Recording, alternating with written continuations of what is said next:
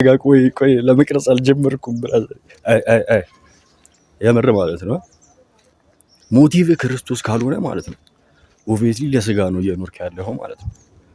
ፕሮባብሊ ሊሆን የሚችለው ወይ ሴት ሊሆን ይችላል፣ ድራግ፣ አልኮሆል፣ ዊድ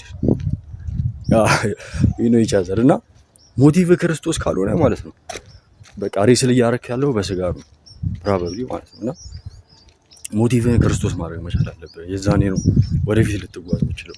አሴማን ደግሞ ወንድ ሆነ ደግሞ በህይወት ላይ ልትቆምለት የሚገባ አላማ ሊኖር ይገባል። ያ ደግሞ ክርስቶስ ነው። ከክርስቶስ በላይ ምንም ሊኖር አይችልም። ምንም ማለት ነው። ሁሉ ነገር ከንቱ ነው ብራዘሪ ማለት ነው።